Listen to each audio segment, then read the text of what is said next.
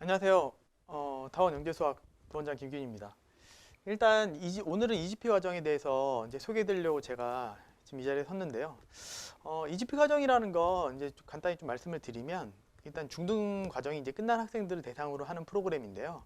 수학상하를 이제 공부하게 될 텐데 수학상하라는 게 사실 너무나 중요하거든요. 그러니까 영재나 경시의 발판이 되기도 하고 사실은 선행적인 측면에서도 보면 수학상하가 잘 돼 있어야지 수원도 잘 할 수 있고 수투에서 심한 문제도 이제 잘 풀어낼 수 있거든요. 그러니까 결국은 앞으로 이제 수학 공부를 할 때 가장 중요한 어떤 토대가 되는 게 수학 상황이기 때문에 중등 과정이 끝난 친구들이 수학 상황을 어떻게 공부하느냐에 따라서 앞으로 수학이 좀 더 쉽고 재밌고 잘할 수 있고 뭐 이런 부분들로 갈 수 있는지 아닌지가 좀 결정이 되는 부분들이 있어요.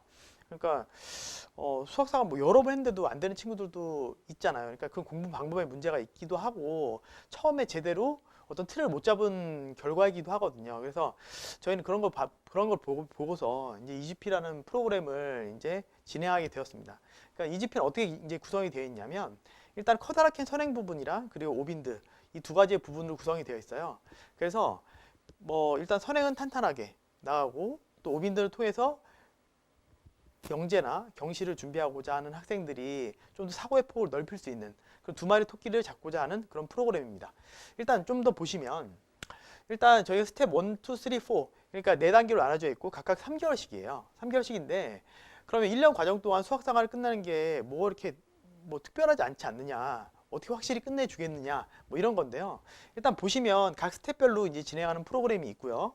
그럼 보면 일단은 프로그램들은 커다랗게 두 가지의 형태로 나눠져 있어요. 선행 같은 경우에는 일단은 진도에 대한 프로그램 그리고 강화 프로그램. 그러니까 여기서 보면 중등격 격파가 있고 그림 없는 기하, 절대 중등격파, 그 다음에 수열 기본 이렇게 나눠져 있잖아요. 그러니까 우리 아이들이 과정을 진행하면서 좀 더 같이 하면 효과가 좋을 만한 강화 프로그램들 같이 진행하면서 그리고 MIT라고 써 있는 부분들이 있죠. MIT를 통해서 아이들이 스스로 문제를 푸는 능력을 향상시키는 그런 구조로 되어 있고요. 그 다음에 이제 오빈드 프로그램이 같이 있어서 기하랑 조합도 같이 아이들이 키워드 중심으로 실력을 향상시키고 흥미를 끌 수 있는 그런 프로그램을 저희가 준비하고 있습니다.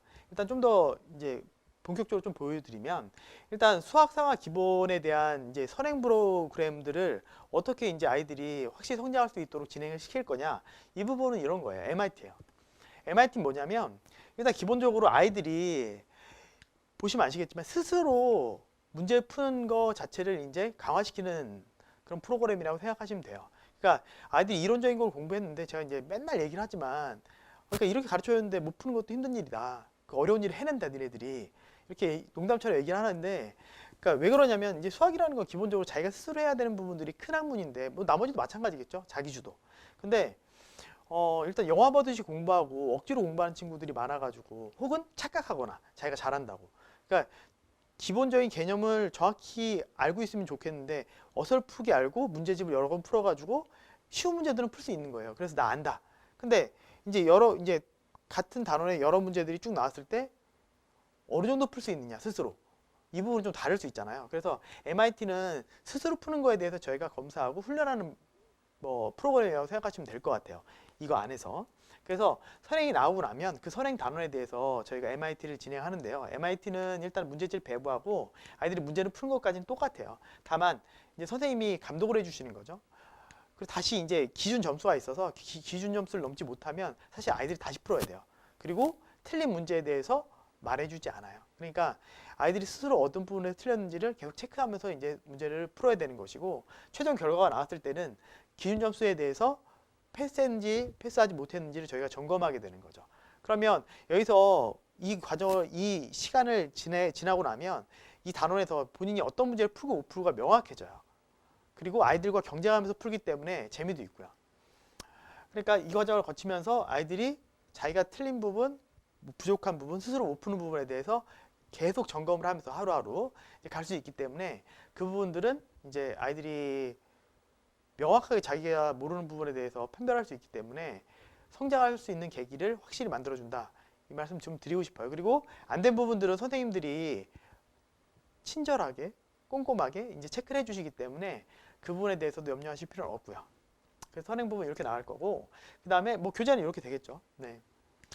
그리고 강화 프로그램이라는 게 있는데, 강화 프로그램은 각 스텝별로 뭐 1스텝부터 스텝 1부터 스텝 4까지 있으니까 간단히 소개를 좀 드릴게요. 중등 심화 프로그램인데 첫 번째는 중등 격파예요. 스텝 1에 이제 있는 거죠. 스텝 1과 3에 있는데 1, 3에 배치한 이유도 명확합니다. 그러니까 일단은 중등 격파, 스텝 1에 있는 중등 격파 같은 경우에는 아이들이 중등을 뭐 끝내고 왔다고는 하지만 사실은 중등 격파에서 애들이 생각보다 잘 못 풀어요. 생각보다 잘 못 풀어요. 예. 그러니까 빠져있는 구멍들을 메운다, 이렇게 생각하시면 될 것 같고요.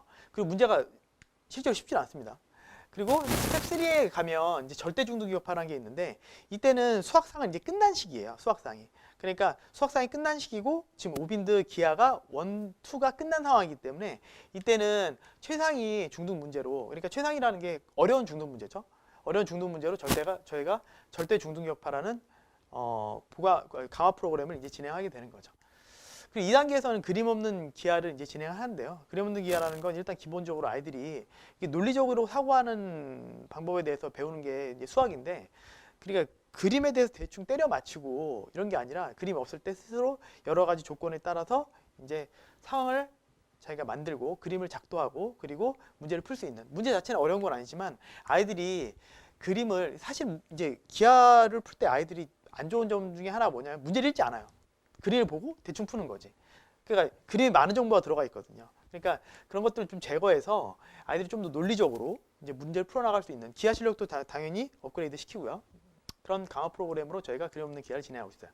그리고 스텝 4에서는 강화 프로그램은 이제 수열을 진행하고 있는데, 수열은 사실은 수원을 이제 진행하기 위한 어떤 발판이기도 하고, 사실 규칙성을 발견하고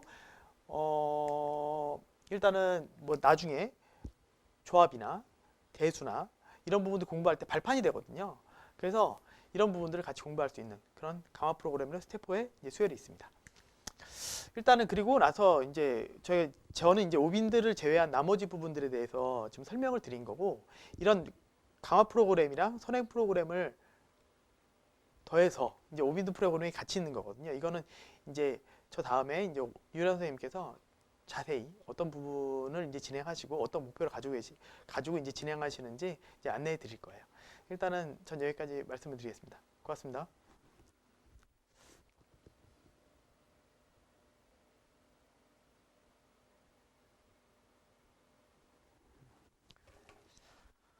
안녕하세요. 다원 EGP 프로그램에서 오빈드 기하 조합을 담당하고 있는 유일한입니다. 오빈드 기하 조합 관련된 이제 컨셉을 좀 간단하게 말씀드리려고 하는데, 어머님들 아마 중등 과정에서 중등 대수를 정리하는 과정으로서 이제 수사를 바라보는 관점은 아마 이해를 하실 거라고 보는데, 사실 중등 과정에서의 대수를 실제 수상에서 다시 이제 학습을 하는 과정에서 사실 내용적인 차이가 있느냐 그러면 사실 내용은 똑같아요. 근데 그 내용이 똑같은 데서 실제 학생들이 바라볼 수 있는 세밀한 내용들을 가르친다라는 측면에서 고등 과정에서 이제 수상화가 진행된다라는 걸 어머님들께서 이해를 하신다면, 아마 오빈드 기하 또는 조합이 중등 과정에 있는 내용들을 어떻게 연결시키고 싶어 하는지 그 방향을 좀 이해하실 수 있을 거라고 일단 예상을 하고요. 그 부분에 대한 설명을 한 문제 2개 정도로 설명을 드리려고요. 어쨌든 큰 틀에서 이제 말씀을 드리면, 오빈드 과정은 기본적으로 경시를 좀 최소화시키자, 영재고와 경시에서 필요한 내용들을 포함을 하되 실제 경시에 국한된 형태로 어떤 학습을 진행하는 거, 다시 말하면 경시에서 예를 들어서 KMO에 실제로 시험 타겟을 맞춰서 그거에 맞는 연습을 한다기보다는 좀 더 수학적인 안목을 넓히는 데 초점을 맞추고, 예를 들어 KM을 본다 그러면 KM 실전 문제만 연습하면 실제로 되도록, 알아야 될 것이 최소화되도록 공통 맥락을 학생들이 실제로 중등 과정의 연장선에서 학습할 수 있게 만들려는 목적성을 갖고 있다.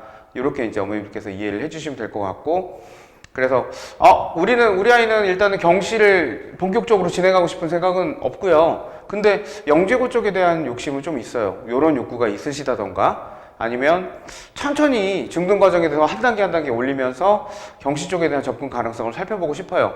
뭐 이런 견해를 갖고 계신 분들이 참여하시면 되는 수업이라고 어머님께서 생각하시면 될 거라고 보입니다. 일반적인 중등 과정에서의 실제로 내용과는 좀 달리 이제 중등 과정에서 다뤄졌던 어떤 명제에 대한 증명, 그 다음에 그 증명을 활용하는 방식에 대한 세밀화된 어떤 적용 방식, 뭐 이런 게 초점이 되기 때문에 친구들이 좀 어색할 수 있는 부분이 있어요. 그러니까 표현으로 실제 자기 생각을 옮겨야 된다는 거. 그래서 그 부분이 쟁점사항이 된다는 거고, 그 중등기하에서 사실 서술이라는 부분하고 차이점이 있느냐, 이런 얘기를 이제 물어보실 수도 있는데, 그 중등기하 같은 경우는 사실은 텀이 되게 짧아요. 생각할 수 있는 텀이 상당히 짧기 때문에 저희 쪽에서 진행하는 서술에 비해서는 좀 상당히 이제 풀이 양이 간단하다. 근데 이제 문제는 뭐냐면 저희가 이제 어려운 것만 다루는 게 오빈드 기하 조합이 아니라 중등 과정에서 실제로 다뤄져서야 될 증명을 실제로 좀 여러 각도에서 실제로 다루면서 길이가 긴 형태의 접근까지 어떤 자기 설명을 뚜렷하게 할 수 있을 수 있게 진행하려고 한다. 이렇게 어머님들 이해해 주시면 될 것 같은데, 예시 2개로만 어머니 보여드릴게요. 예를 들면 이건 이제 A급 같은 데서 이제 나온 문제라고 보시면 되는데, 여기 문제가 이제 어떤 거냐면, 얘가 예를 들어서 여기가 68도예요. 그리고 여기가 34도. 이렇게 돼 있고, 삼각형 ABC가 이렇게 있는데, 여기다가 수선의 발을 내렸어요. D라는 점을 이렇게 내렸어요. D라는 점. 그리고 여기는 이제 M이라는 점을 잡았는데, 여기가 뭐냐면 BC의 중점이라고 할게요. 아마 어머님들 그 수학, 특히 중등기하 쪽은 기억이 안 나시겠지만, 조금 관심을 갖고 조금만 컨셉을 이해를 위해서 조금만 에너지 소모를 좀 요청을 드릴게요. 자, 예를 들어서 이게 중등기하 거랑 오빈드가 어떻게 차이가 있는지만 하나 말씀을 드릴게요. 일단 지금 말씀드리는 건 일단 오빈드 기하 1의 컨셉에 관련된 걸 일단 말씀을 드릴 건데, 예를 들어서 이제 그 A급에 나타난 문제에서는 여기서 D에서부터 AC의 중점인 N을 이렇게 연결하는 보조선이 들어가 있어요. 실제 문제에서 들어가 있어요, 이 보조선이. 오빈드 기하 1하고의 실제 차이가 뭐냐라고 한다면, 실제 이 상황이, 오빈드 기하 1에서의 상황은 보조선이 실제로 빠진다? 다시 말하면 A, B, C가 있는데 여기가 D가 있을 때 여기 똑같아요. 68도, 그 다음에 34도가 있고, 그 다음에 중점은 똑같이 제시가 돼 있어요. 이 두 가지 문제를 한번 보실게요. 사실 풀이가 차이가 없어요. 똑같아요. 근데 이제 어떤 차이가 있냐 그러면, 이 보조선이라는 게 있고 없고의 차이밖에 없죠. 자, 그럼 이 문제, 보조선 있고 없고의 차이를 학생들은 어떻게 느끼게 되느냐. 일단 이 문제 풀이가 좀 필요하잖아요. 여기서 이제 어머님들께서 실제로 좀 한번 중요한 포인트라고 언급되는 부분은 뭐냐면, 예를 들어서 여기 직각삼각형이 있다고 할 때, 여기서 빗변에 중점이 있다고 하면, 요 중점을 이었을 때, 요 길이, 요 세 개 길이가 똑같다라는 게 직각삼각형의 외심을 이용하는 어떤 하나의 이제 문제 해결 코드라고 부르거든요. 자, 요런 형태의 논점이 사실 있어서, 이 논점 때문에 여기서 길이가 똑같아진다라는 걸 알 수가 있죠. 그죠? 자, 두 번째로는 어머니들께서 좀 한 번 더 보셔야 될 게, 어떤 삼각형이 이렇게 딱 있을 때 M점하고 N점이 있다고 할 때 M점이 중점이고 N점이 중점이면, 여기서 요 MN을 갖다 이었을 때 이 선은 밑변과 평행하고 길이가 얼마다? 길이가 2분의 1이다. 요 변에 대해서, 그러니까 밑변에 대해서 길이가 2분의 1이다라고 얘기되는 중점 연결 정리라는 게 있어요. 이 문제를 해결할 때는 요 논리가 실제로 사용이 되는데, 자, 우선은 어머님들 보시면 아시겠지만 요 삼각형이 이등변 삼각형이 되니까 각이 똑같죠. 그래서 요 각이랑 그 다음에 요 각이 똑같게 된다는 걸 친구들이 알 수가 있고, 이 두 번째는 여기서 노란색 선으로 된 걸 여기서 이렇게 그려주면 이게 평행하다라는 얘기가 나오기 때문에 각이 요 각을 갖다 실제 요 각이 그대로 이쪽에 옮겨지는 상황이 되죠. 그죠? 68도가. 그래서 이거를 어머님들 도식화까지 시켜야 되는데, 68도가 실제로 점탱이 두 개라고 하면 우리가 얘기할 수 있는 34도는 점탱이가 하나짜리. 이렇게 되니까 여기서 표시로 하면 점탱이가 두 개가 되죠. 그래서 여기서 이제 우리가 삼각형이 나타나니까 요 각하고 요쪽 위에 있는 각을 더했을 때 얘가 된다라는 걸 알아서 친구들이, 아, 선생님 그러면 이 각은 뭐가 되냐면 점탱이가 돼요 라고 실제로 결론을 내서 이제 문제를 푸는데, 문제가 좀 이해가 가시나요? 그러니까 그 문제에 대한 결론을 어떻게 도출하는 거냐 해서 어머님들께서 기억하실 거는 친구들이 답을 낼 때 요 두 가지 형태의 교과 내용을 토대로 해서 이 문제를 해석하는데 보조선이 보통은 그려져 있다. 자, 그럼 보조선이 없는 상태는 어떨까라고 생각하시면 이게 이제 A급에서는 보통 난이도가 한 예를 들어서 A 스텝 정도로 다뤄질 수 있는 문제라고 본다면 이 문제 같은 경우는 재밌는 상황이 생겨요. 예를 들어서 중등 K보에서 실제로 기하에서 어느 정도 수준이 되는 친구들 같은 경우도 사실 가끔은 답을 못 내는 경우가 생겨요. 왜냐? 보조선이 있을 때는 그냥 그걸 이용을 하면 되는데 보조선을 실제로 굳이 그려야 되다 보니까 왜 그려야 되는지를 알아야 되잖아요.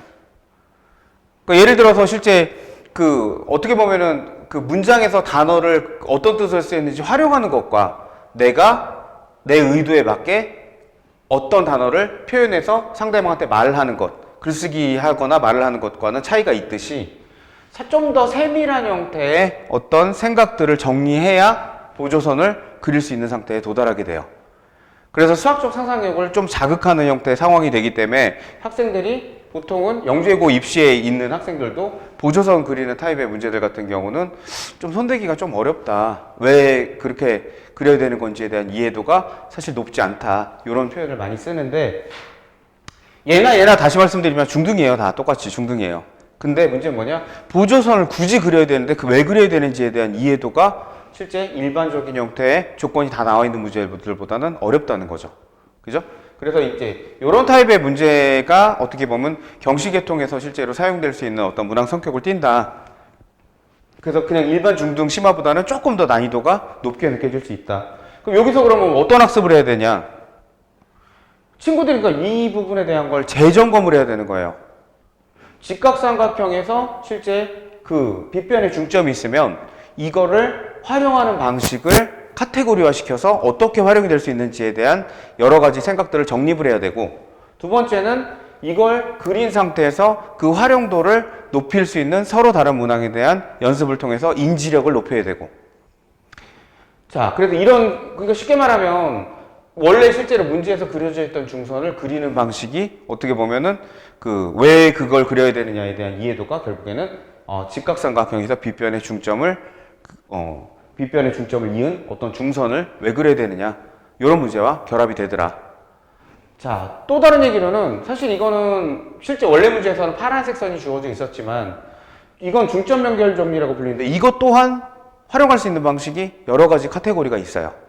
그럼 그 카테고리에 대한 이해도가 충분한 상황에서는 조건에 따라서 어머니도 문제 상황에서 이렇게 중점이 주어진 상황에서 평행선을 그리면 우리가 실제로 어떤 힌트를 얻을 수 있다는 얘기를 우리가 이제 생각할 수 있으니까, 여기서도 마찬가지로 B하고 C에 대한 중점이 M이다 보니까 이 M에서 선을 그리는 게 필요하지 않을까라는 합리적인 수학적 추론을 할 수가 있는 거죠. 자, 이런 식으로 예를 들어서 중등 과정에서 있던 문제보다는 실제 조금 더 난이도가 올라가는 상황이 되긴 하지만 학생들이 인지력이나 실제로 정확한 개념적인 활용도에 대한 수준이 높아지게 만들 수 있다. 그래서 이런 같은 타입의 문제가 있어도 이걸 해결할 수 있는 친구는, 보조선이 없는 상태의 문제를 해결할 수 있는 친구는 보조선 있는 상태에선 인지력이 훨씬 더 빨라진다. 그래서 이제 경시를 했던 친구들이 내신 문제에서 좀 실수를 적게 하고 점수가 상대적으로 잘 나오는 이유 중에 하나가 이런 인지력이 고급화되어 있기 때문이다라고 보시면 되는데, 저희는 사실 경시를 다 할 수는 없는 그런 상황인 분들도 계시잖아요. 저희 아이들이 고생을 좀 덜 했으면 좋겠고. 그래서 그 상황에서 그럼 필요한 부분이 뭐냐만 코어를 추려서 얘기한 부분이 바로 뭐다? 오빈드기하 1이다. 이렇게 생각하시면 어머님도 이해가 쉬우실 거예요.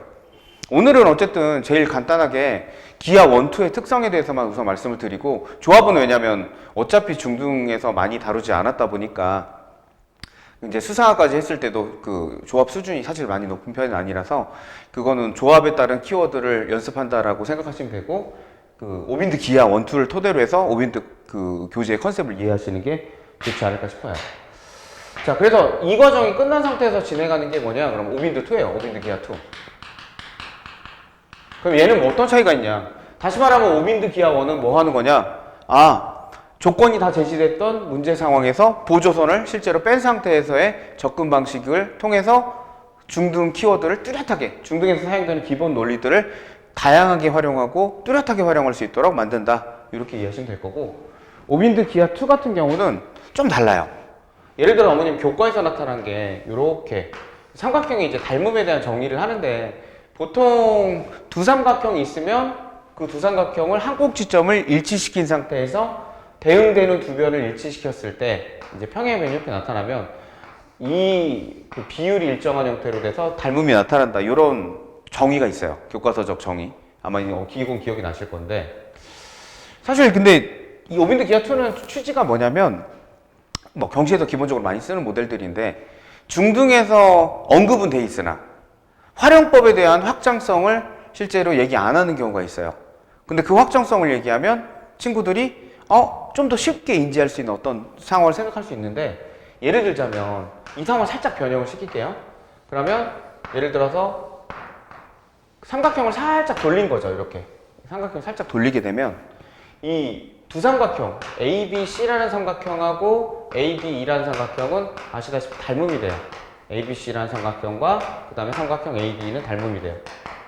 근데 여기랑 차이가 뭐가 생기냐면, 지금 현재 보시면 여기서 이제 사실 각이 똑같은 상태인데 여기 사이각을 실제로 보시면 동일한 각이 이제 이동을 한 거니까 각 표시를 하면 요 각과 요 각이 똑같다라는 걸 어머님들이 아실 수 있을 거예요.